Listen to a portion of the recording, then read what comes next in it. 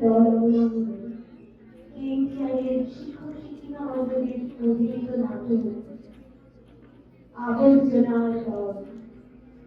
নাট্যরূপ ও পরিচালনা অভিজিৎ চক্রবর্তী, আবহ শ্রীজয়ী রায়, নেপথ্য ব্যবস্থাপনা আশা প্রদীপ, নেপথ্য কণ্ঠ রুমা চক্রবর্তী, পোশাক গোপাল দাস, অভিনয় অভিজিৎ চক্রবর্তী, রাজশ্রী মান্না, শ্রীজয়ী রায়, স্বাতী সেনগুপ্ত, ঋষভ চক্রবর্তী, আশা প্রদীপ, শাশ্বতী শিকদার, মৌমিতা লাহা, রীতা রায়চৌধুরী, অনিশ দাশগুপ্ত, রুমা চক্রবর্তী ও মৌসুমী সাহা।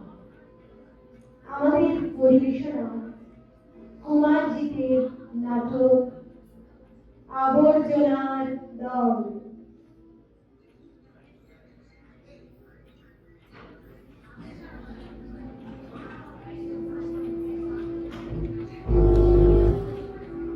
ছাপসা বিদ্যালয়ের পোস্টমাস্টার রবীন্দ্রনাথ উপাধ্যায়ের বর্ষার ঘর। রবীন্দ্রবাবু সকালে কাগজ পড়ছেন, একাধারে তার বড় মেয়ে কৃষ্ণা কাপড়ি সুচ দিয়ে বই পড়ছে। এক পাশে ছেলে রাতুল বই নিয়ে পড়েছে। সকাল 10টা বাজে।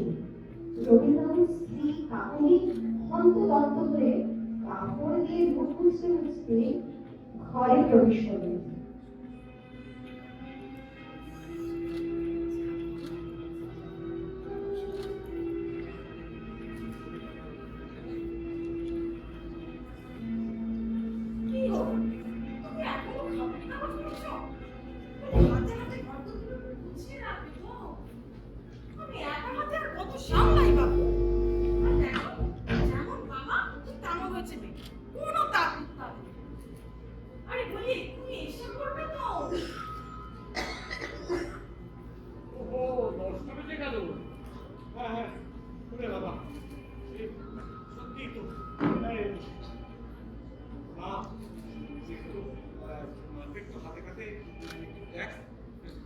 ভালো খবরই আসবে কি বলো?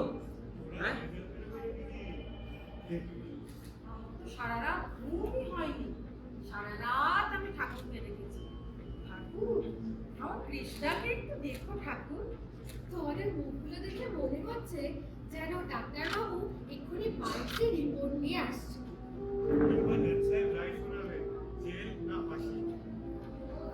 এত উতলা বসতি মা, ছেলে তো তোকে পছন্দ করেছে। হ্যাঁ, কি বলো? আর ছেলের মাও আমার বলেছে, দিদি আমরা ভালো বন্ধু হব, একসঙ্গে সিনেমা যাবো, মাল্টিপ্লেক্স। তাই এরকম বলেছে? মা, তুই ফটো দিয়েছে। ও দাঁড়িয়েছে। আচ্ছা আচ্ছা, নিয়ে এসো ওখানে, নিয়ে এসো ওখানে। শোনো, তুমি না একটু হাসি হাসি মুখ করে থাকবে, যেন কিছু বুঝতে না পারে। রাখুন না, ঘরে গিয়ে পড়। কৃষ্ণা, তুইও জামা। তোমাদের মুখগুলো কেমন উৎকণ্ঠায়, দুশ্চিন্তায় শুকিয়ে গেছে। আমার আর কি? আমি তো সামগ্রী মাত্র। যত সমস্যা সব ওই বিক্রেতা আর খরিদ্দারের। আমার সব দায়িত্ব উপরওয়ালা। প্রতিবার পরাজিত হবার পর চারদিকে তাকিয়ে থাকি, হায় তাকিয়ে থাকি। এত চিন্তা করিস না মা, এবার দেখবি, এবার দেখবি সব ঠিক হয়ে যাবে। যা, ভেতরে যা, যা, যা। এবার কোনো চিন্তা করিস না, আরে আমি তো আছি। চিন্তা কি, চিন্তা কি? যা, যা, আসুন আসুন দিদি, আসুন। আমরা তো আপনার জন্যই অপেক্ষা করছি। অনিমাদি, একটু চা জল খাবার ব্যবস্থা করো। না না, ওই একটু চা হলেই হবে। আমি আবার কাজ না হলে কারো বাড়ি খাইটাই না। কাজ না হলে মানে হবে না? হবে হবে, উনি বলতে চেয়েছেন কাজ হলে তবেই খাবেন। কি বলুন দিদি? বুঝতেই তো পারছেন, ছেলের আত্মীয় স্বজন, পরিবারেরও তো একটা মত আছে। এমনিতে মেয়েটাদের পছন্দই ছিল, উচ্চশিক্ষিত, ধীর স্থির, সুন্দর স্বভাব, পরিবারও ভালো। কিন্তু ওই গায়ের রংটাই শেষমেশ কাল হয়ে দাঁড়ালো। পছন্দ হলো না? অনেক চেষ্টা করেও রাজি করাতে পারলাম না। আজ 20 বছর ঘটকালি করি, আমার বাপও এই কাজই করতো। খুব পার করলাম, কানা খোড়া ল্যাংড়া তোতলা, চরিত্রের ঠিক নেই, কি না পার করেছি। বলে শুনুন, আপনারা যেরকম খুঁজছেন ওখানে এমন কারণে বিকবে না। যদি চান তো বলি, একজন আছে, নামমাত্র ডিভোর্সি, সিলিকনের ব্যবসা, টাকা পয়সা সোনা দানা বাড়ি গাড়ি, পুরুষটা একটু বেশি বটে, তবে রানী করে রাখবে। লেখাপড়া জানা মেয়ে খুঁজছে, কিন্তু আর জানে না ওসব কারো কথা বলেও চলবে। কি ওই কথা? না না না না না না আমার কৃষ্ণা ওখানে পারবে না, আমার কৃষ্ণা ওখানে পারবে না। আপনি বরঞ্চ হেমন্ত মশাই, আজ 2 বছর আপনার পেছনে ঘুরছি, এতদিনে যখন হয়নি তখন আর হবে না। আমি আজকে বরঞ্চ চলি, আমি অনেক ব্যস্ত আছি। আপনারা ভাবুন, আমাকে খবর পাঠাবেন, তবে বেশি দেরি করবেন না, খদ্দেরের অভাব নেই। দিদি, আমি তো চাটা খেয়ে না দিদি। না না বিবো অনুমতি, না না না, ওসব পরে হবে। আপনারা একটু ভাবুন, খবর পাঠাবেন।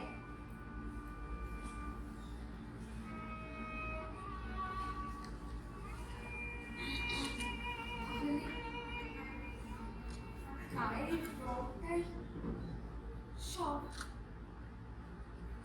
আর সবটা কিচ্ছু না, কিচ্ছু না, সবটাই ফাঁকি। এতবার এলে দেখলে খেলে গল্প করলে কত কত স্বপ্ন দেখালে, সেসব সব মিথ্যে, সব সব মিথ্যে, সব সব খুব আপনাকে সব মিথ্যে, সব পুরো আপনাকে কষ্ট দিস না, পুরো আপনাকে কষ্ট দিস না। একটু সত্য, একটু দয়া কর, একটু দয়া কর। আজ 4 বছর ধরে তোর বাবার ওই একটাই নেশা, ছেলে খোঁজা, ফটো খোঁজা, লোক দেখলেই তাকে বলা। মাঝে মাঝে তোকে পাওয়াবি না, এমন ছেলে ধরা লাগে। ভেবেছিলাম রিটায়ারমেন্টের মধ্যেই তোর বিয়েটা দিয়ে দেবো। ইংলিশে এমফি করা মেয়ে আমার 29 পেরিয়ে 30-এ পড়লো, অথচ আমি বিয়েটা দিতে পারলাম না। আমাকে ক্ষমা করে দিস না। আমাকে পিএইচডিটাও করতে দিলে না বাবা। দিলে বোধহয় ভালো করতাম রে। পিএইচডি ডক্টরেট পুত্রবধূ ভেবে কেউ যদি গ্রহণ করত, তোর বিয়ের চক্করে করে সেটাও দিতে পারলাম না রে। বরং দোষ বেকার। আমাকে ক্ষমা করে দিস না। না না বাবা, এ তুমি কি বলছো? ওর ভালোই চেয়েছিল বাবা। আর কি মা, আর কি বলবো? বলার আর কিছু নেই আমার।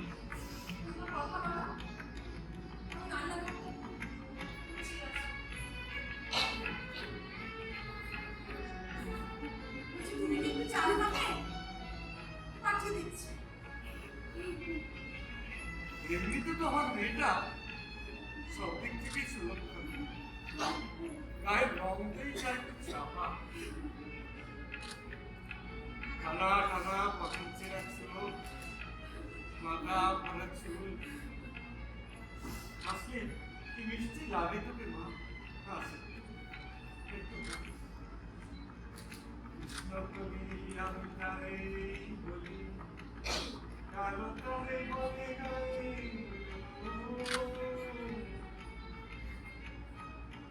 আমি রবীন্দ্রনাথ উপাধ্যায়, তাই তো আদর করে মেয়ের নাম লিখেছিলাম কৃষ্ণা।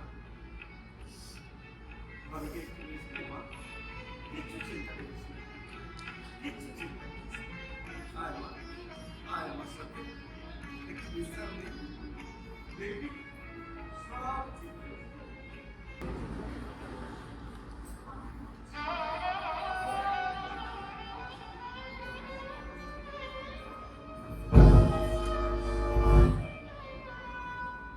আর পারছি না, আর কোনো কষ্ট যেন কষ্টই না আমার কাছে। ছেলেদের সামনে ছাই কাঁপিয়ে যেতে যেতে আমি সত্যি খুব ক্লান্ত, হতাশ, অবসন্ন, পরিশ্রান্ত। সে একই কথা শুনতে শুনতে কান দুটো এবার মুক্তি চায়, মুক্তি চায়, মুক্তি চায়।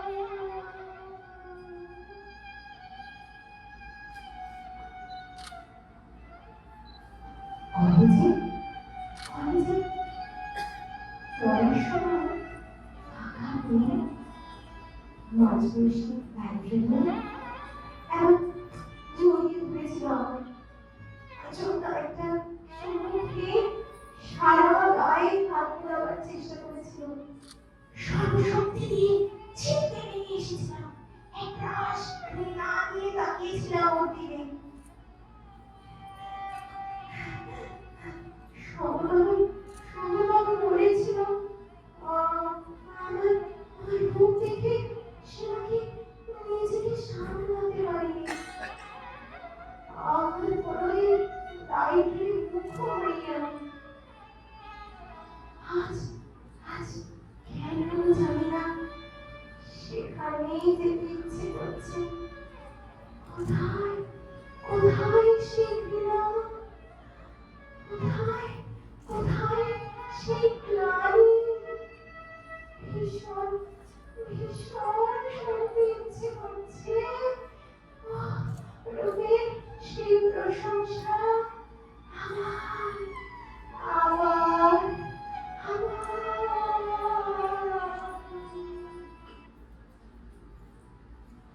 নবযৌবনের সুপ্রভাতে একবার মনে ধরেছিল একটি ছেলে কলেজে রাজনীতি করতে ছুটিয়ে।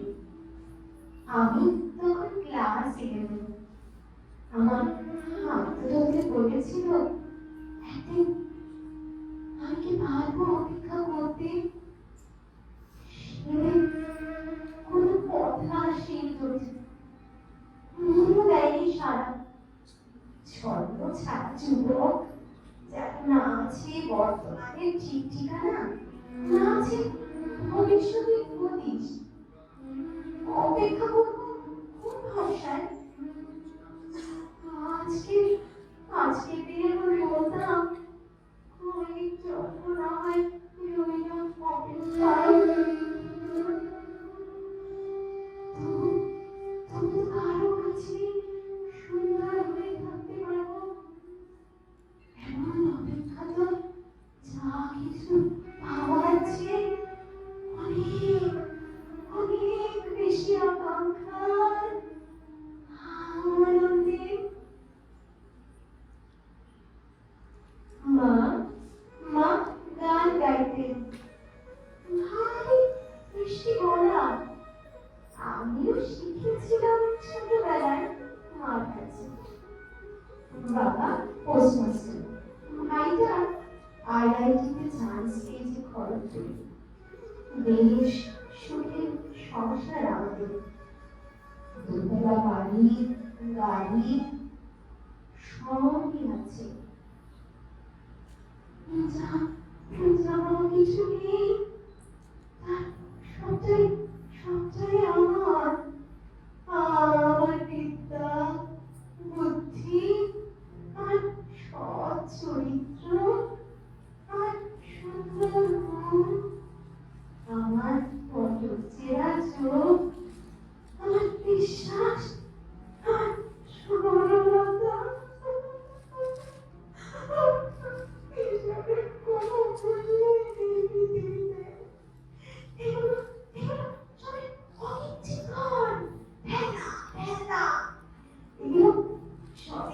আবর্জনার স্তূপে আমি পাওয়া বস্তু কতগুলো কতগুলো প্রাসাদ অবাঞ্ছিত আস্তাকুলিন্দ্রি মাত্র আবর্জনা আবর্জনা সব আবর্জনা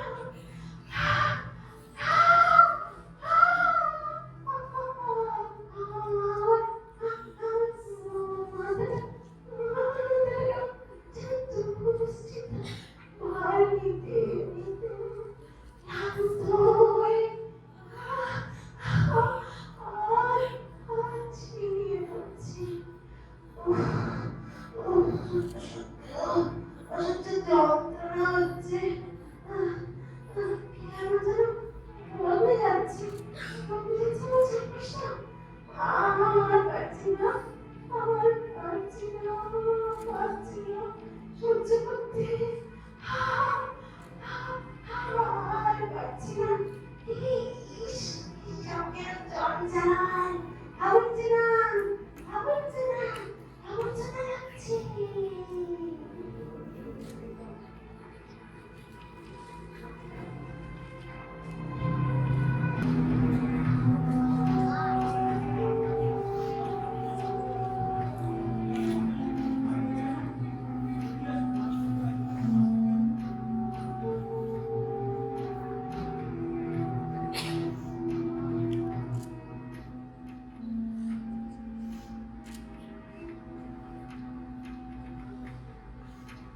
বাবা কৃষ্ণা, এই দেখ বিদ্যাসাগর মহাশয়ের গোপাল আর রাখালের গল্প।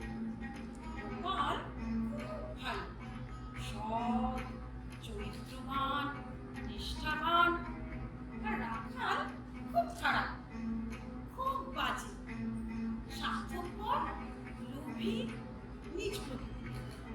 এসব কি বলছো? এসব কি বলছো? না না, এসব এখন কাউকে শিখিও না। এসব এখন শিখিনি মার্কা, পরিত্যক্ত, অনাবশ্যক। দেখছো না কেমন ছড়িয়ে ছিটিয়ে পড়ে আছে আমার মুক্তির ফাঁকা টুকরোগুলো? ফেসবুকে যাও, সেখান থেকে যা জানার জানো, যা শেখার শেখো। সেখানে রাশি রাশি বিদ্যাসাগর তোমাদের সেবায় নিযুক্ত। ঠিক কথা, একেবারে হক কথা। তুমি কি চাও তোমার মেয়েটাও এখানে পড়ে পড়ে পচুক? ওই দেখো আমার লাবণ্য, নন্দিনী, কৃষ্ণকলি কেমন পড়ে পড়ে পচছে আর পচে পচে মরছে। বলছেন গুরুদেব? একদম ঠিকই বলছে। এই দেখো আমার মাথা ভর্তি কেমন কাকের ঘটি। ওই জন্মদিনের দিন একটু জল দিয়ে ধোয়ায়, তাও আবার কি আমার সাথে জন্মদিনের সেলফি তুলবে। ভাগ্যিস জন্মেছিলাম। বাঁচতে চাও তো পালাও এখান থেকে। ঠাকুর ছেড়ে, ঈশ্বর ছেড়ে বাবা ধরো, বাবা। গেরুয়া পড়া ধর্মের দালাল বাবা, ইতিহাসা হাজ্জর করা পলিটিক্যাল বাবা। বাবা, যে লাইনে যেতে চাও সে লাইনের গডফাদার, মানে সেই লাইনের ভগবান বাবা। আর কিছু না পেলে ধরো গুগল বাবা, সব দুঃখ দূর হয়ে যাবে। যা পাবে তা ওইখানেই পাবে। এই জঞ্জালে আর হাতড়িও না।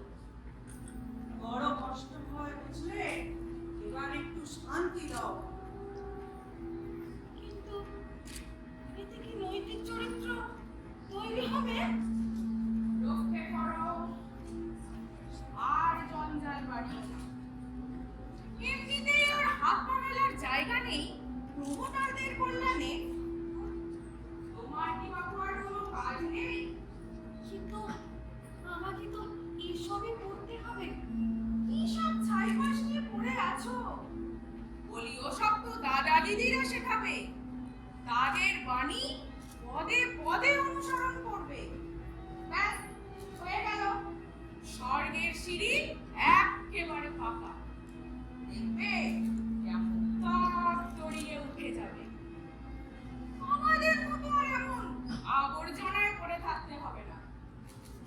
কি বিদ্যাসাগর মশাই, আমি তো সিনিয়র, কিছু বলুন, ঠিক বললাম কিনা?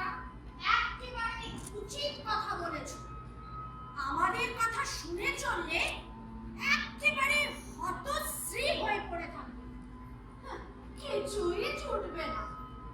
আর সমাজের লোক তোমায় ভাঙিয়ে নিজেদের পকেট ভরাবে। আমাদের দেখে বুঝলে না? সবই তো বুঝলে, এবার বাবু এখান থেকে এসো। আর এ পথ মারিও না। সমাজ তোমায় এক ঘরে করে দেবে। তাই যত তাড়াতাড়ি সম্ভব এখান থেকে কেটে পড়ো। হ্যাঁ হ্যাঁ, যাও এখান থেকে।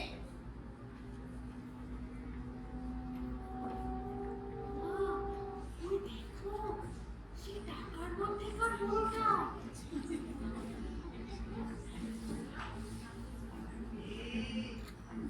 কাটাবে নাকি বাকি জীবনটা আমাদের সাথে? দেখো কি শান্তিতে পড়ে আছি এক কোণে, আনন্দ এখানে। না না, কিছুতেই এখানে এভাবে কাটাতে চাই না। না, জানতাম চাইবে না, কেউ চায় না। তাই আর কেউ আর এই পথ হারায় ভাঙাচোরা পরিত্যক্ত আবর্জনা হয়ে জঞ্জালের স্তূপে কেই বা থাকতে চাই বলো?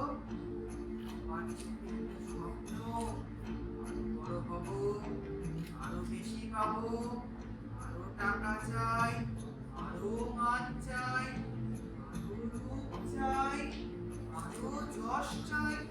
সেসব তো বাবু একটি সীমানাতেও নেই। আর বেশিক্ষণ থেকো না এখানে, নয়তো এখানেই পড়ে থাকতে হবে গোটা জীবন। ঘুরে ঘুরে বুঝতে হবে আমাদের মতো। স্বামীজি, আপনি ভালো করে বুঝিয়ে বলে দিন। মহাকালী তো বলেই দিলে। তাই যত তাড়াতাড়ি সম্ভব বিদায় নাও এখান থেকে। যাও।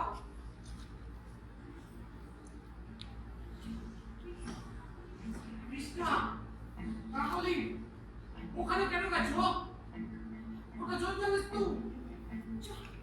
ওখান থেকে চলে এসো, চলে এসো এক্ষুনি। এক্ষুনি চলে এসো বলছি, এক্ষুনি চলে এসো। টাকার কাছে যাও বাচ্চা, আমাদের আত্মীয় পরিচিত বন্ধুদের কাছে। চল যাও বাচ্চা, যাও।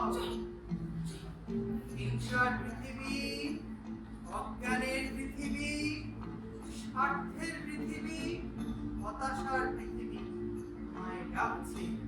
যাও। যাও। সমাজের বড় মতো নিজেকে গড়ে তোলো। প্রয়োজনটাই বেঁচে থাক তোমার হয়ে। যাও। যাও যাও। যাও।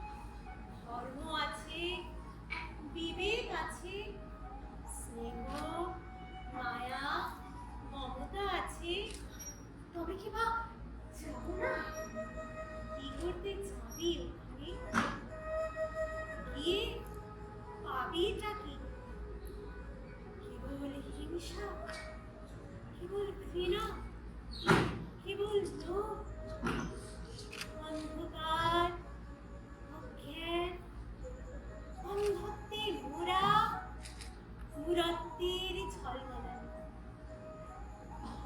তুই যে এত সাদা কেউ কি তা দেখে সেখানে কেউ কি বোঝে তোর নির্মল নিষ্পাপ মনখানা না না মা না আমি আমি আর কোথাও যাবো না মা আমি কোথাও যাবো না আমি এখানেই থাকবো তোমার চরণে আমার ঠাই দাও মা আমার ঠাই দাও এই ভুল করিস না কৃষ্ণা, এই ভুল করিস না মা, তুই শেষ হয়ে যাবি। চল আয়, ওঠ, চল আমার সঙ্গে আয়। তুমি যাও মা তোমার এখনো অনেক ভোগ বাকি আমি তো তলে তলে নিঃশেষিত উপেক্ষিত পরিত্যক্ত এখন মায়ের চরণে আমার উপযুক্ত ঠাঁই দাও। আমি এখানেই ভালো থাকবো থাক আমি এখানেই ভালো থাক থাক, তুই এখানে পচে মর এখানে, আমি চললাম। থাক থাক থাক, পচে মর মর মর মর।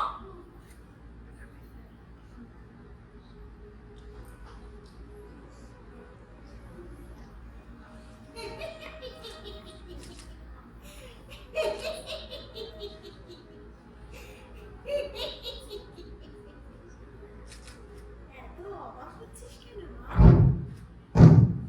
উনি তো বিদ্যক্ত চূড়ামণি আমাদের তো তবু কিছু আছে ওনার তো কিছুই নেই